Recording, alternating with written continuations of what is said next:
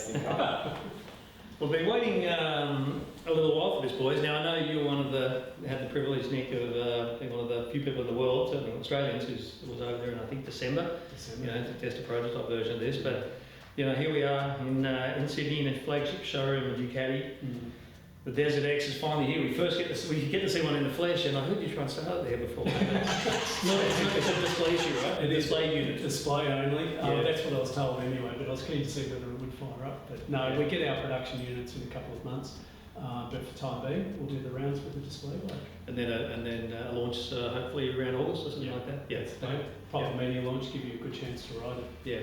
Really impressed with how this bike looks so similar to what was first launched as production sketches. Yeah. I think everyone went, wow, that looks incredible. I think a lot of people felt it would come out really soft. Yeah. And not looking anything like it. They've kept really true, haven't they, to all those sketches and the designs, and even like the original bike was based on the Scrambler chassis and engine. Now it's got all the modern Ducati stuff on it, but it still looks. I think the making of video talked a little bit about that because normally you have this. I mean, they didn't even go in with a brief. Hey, take this thing you like me show, throw a few sketches, see what kind of response you get, and they really engaged the motorcycle industry. Yeah. But normally, I think, as I said in that making of video, there's a huge compromise between production bike, which looks good on the sketch pad, and the realities and all the compromises and challenges you have to create a production bike out of that. But I got to say, it looks actually better in the flesh.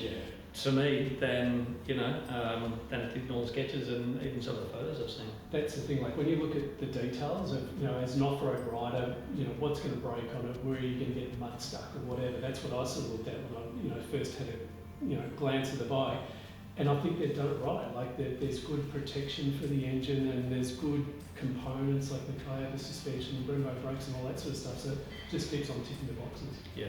And I think, Manny, what struck you about the thing? Like we all sat on the thing. It's pretty cool. I love that matte finish. What a star white silk. It's kind of like a matte. But anyway, it's a really cool finish. It's got a bit of depth to it though. Yeah, quality finish throughout. Nick, you said there was a couple of bits and pieces that were still some 3D plastic printed on it. Yep. Obviously, the production bike will come with everything, but things that jumped out at me look super cool. Really comfortable, seating position. And that extends to actually when you're standing on the bike.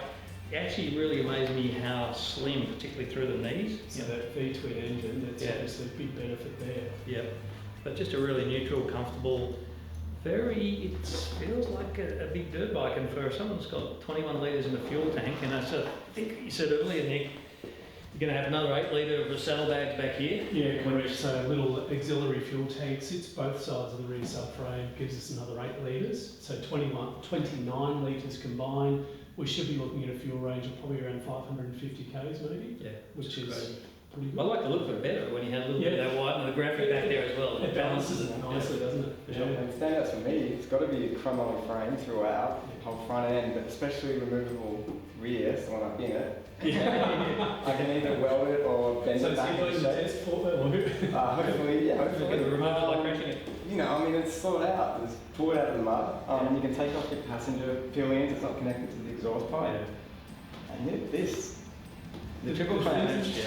I'm fascinated with like how they've tied in some retro feels. Like the LED tail light has that older retro sort of Dakar. I was about to say the duck bill, right? Yeah. Because obviously that looks old, and I know the retro-inspired look. I always sort of think it's going to look like the old Ducati powered Elephant from the early 90s, like the twin headlights. But it's actually really functional, and it's amazing how you can actually throw your leg up. Full motocross point. Hey, look, it's crazy, No someone that heads together. I know they're exactly. I know they're very proud of this ducking, so the ducks that sort of heat away from the rider. So Ducatis run high. So. Yeah. Well, Matty, you spent quite a lot of time on the new Multistrada V4. Obviously, a different machine, 170 horsepower versus 110 here. Yeah. But a lot of the electronics, that's a sophisticated 35,000+ motorcycle. 45. Hey, well, could be if you're an option, right? You kept on ticking the box out. But the electronic package, the rider age you have on this, is that probably, and you could argue a little bit more because you've got the extra 2 modes in the rally and the endurance. Oh, look, it's trickle down technology, isn't it? I mean, technology that was cutting edge a year or 2 ago is now passed on to this isn't a lower bike, it's a whole different bike. Well, that's the thing, we've got 6 riding modes on this, so 4 on-road riding modes and then 2 off-road modes. Which is the rally and enduro, right? Which gives you more options to then dial all the other settings. So turning down the traction control, changing the ABS so you can lock up the back wheel, things like that. But then in each of those 6 modes, you can also customise all of those settings. So say with the traction control, there's 8 different levels of traction control available. So you can go in, you know, to customise the bike to suit the way you ride. Yeah. Pretty cool.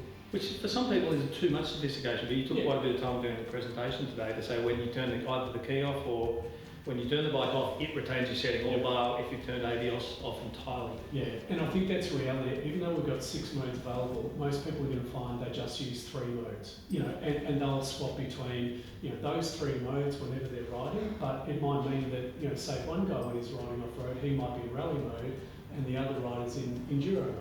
And that's their off-road mode that they use. So I don't think it's necessarily going to be that you'll swap from rally to off-road, or, you know, or rally enduro in those different sort of settings. I think it's more you'll go, I prefer rally than enduro, and so you'll run that rally mode. Yeah, sure. Yeah. But all that, and then coming back to the technology that the thing comes with, I think all except you said heavy grips. Yep, that's it. So you want to think we're in a hot country, right? 24, so in and around the sort of, you know, KTM and Husky 890s, you know, a bit more than the 10 road, which doesn't come with anywhere near the, you know, the level of sophistication. Yeah. And pretty for good me, protections and things too. It's for me. I mean, Ducati, you think Ducati, certainly for their road range, and you're like, okay, here's what you got in the market, here's a Ducati, it's that much better, it's not 5 or 10 grand, right? And I was sort of thinking, expecting the same. So in a lot of ways, when I say it's cheap, not for just all everything it comes with, it's just because it doesn't have that Ducati premium, you know. I was impressed with one of this tech. You mentioned, I wasn't sure if that was on the multi, but the engine braking adjustability. So as far as I know, that's actually first on certainly an adventure bike anyway. But we've got engine brake control adjustability. So how the bike responds when we shut the throttle off, you can control how much engine braking comes into play. So say for example, if we're riding really slippery conditions in mud, you maybe don't want a very aggressive engine braking character. You want that engine to kind of roll along a little bit as you shut the throttle. Whereas if you're getting a bit sporty in, I don't know, good tacking conditions, maybe we do want good aggressive engine braking. So we can customise that. Pretty neat. That's very nice.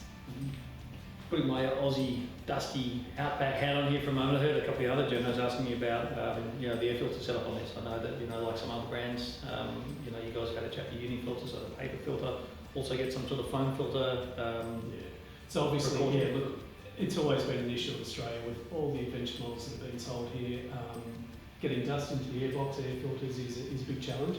It is a paper filter element that's fitted to the bike as standard, but we've already got Unifilter Australia have produced a foam air filter element for us. We've got that here today, 2 months before the bike's available. So we're going to send that to the factory now, to Italy, and we'll see about then doing some testing with it to see whether we can offer it either as a genuine Ducati accessory or maybe even standard fitting on the bikes in Australia potentially. We'll have to see about that. But good thing is the air filter sits up here underneath the fuel tank, nice and high. It's getting nice, cool air, clean air from the front of the bike. So from that instance, I think that'll be a good thing for Australia, that the positioning is really good to begin with. Okay. Hey, what do you think of the accessory range? We saw a little chart with about 1 million bits and pieces, including a one-piece rally seat, you know, the saddlebags, the extra bash plate. There was, I think, an extra off-road hand guards. Crash bars. Anyway, a world of stuff. Like, it's almost like to me when you're sort of offering that kind of technology to start with, which is all standard for a 24 grand bike. Like some of those packs, I think, were 2 grand, and you know, that's right. to buy all that stuff. You think those things can be popular? I think people will spec their bike out at the showroom, really. I mean, there's no point not doing it. You know, the base model's got everything you need, but if you do want to tour, you're going to add your bits, so you need more range, you add that. I think you did that straight away. I think people are going to be off-road, or they're going to be just sport touring. So you choose one. And we talked about this a bit earlier, Nick. You know, it comes with a Pirelli Scorpion Rally STRs, which is sort of 70 road, 30 off-road sort of thing. So for a bike that screams so much, it's waving its hands in the air. We've seen Anton Mio whipping the thing over 60-foot tabletops. You know, it's like, and yet it comes with those tyres. So it's almost like as a reminder not to forget, this thing's freaking good off-road. Like you can trail back into corners and...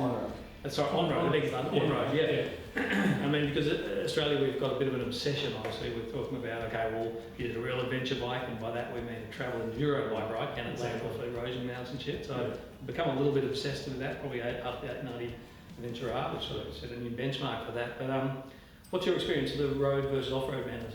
It's pretty damn good from the test. It is. So, yeah, so look, Ducati obviously designed, their primary focus was to make it work off-road, and especially with the wheels and everything like that. But key thing was it had to be validated on road, so it still had to have that Ducati character on the road.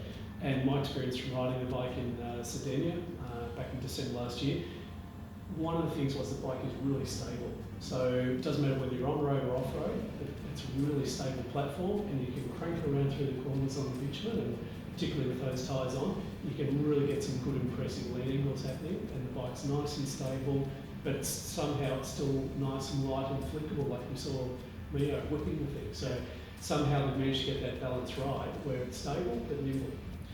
Maybe you have an old multi-throtter, one of the early ones. I want to say in 03, 04, 950. Back in the day, obviously you've seen it progress through the 22 model, which you rode recently. I'm pretty sure you told me a few months back, I'm going to buy one of these. Well, it feels like everything I wanted back in that old multi. Yeah. Except they had a little shovel at the front, 16-inch front wheel, which just got caught in everything. I had dirt tyres, I had a bash guard on it. Yeah. And it was, just a super bike with long legs. It was great, but this brings all the elements of a real dirt bike to the Ducati performance, which is pretty amazing to think about. Mate, it is an absolute tease to come here today to look at it, fondle it, sit on it, stand on it, and not turn it over. But so I guess the other thing, maybe what I've seen, Nick, from Ducati culturally, they're about road bikes, right? That's what they're. So I see a lot of excitement that this is going to bring a whole new customer and experience, to their brand. Correct. And this isn't the end of the off-road models for Ducati. I mean, it's the start of something for them. They're absolutely starting to go down a different path, or to find those other customers for them. So it's going to be interesting to see what happens in the next few years. How hard would it be to cut a cylinder off now, 450 back up, right? Would it be? Well, there's some talk. There's some talk about that. He knows too much. I'm not going to. Actually, we'll take it down for a few beers now. We'll put the camera on a little bit later. But mate, with a million more questions we could ask about this bike. Thanks so much for taking through the presentation today. It's a really good insight into, not only what the bike is, but what it stands for, and the potential that it offers Ducati. So. But obviously, we're all keen to know how it handles in Australia. But I think this is the first indication they've done a good job. I wait with bated breath to get the invitation for launch in August, mate.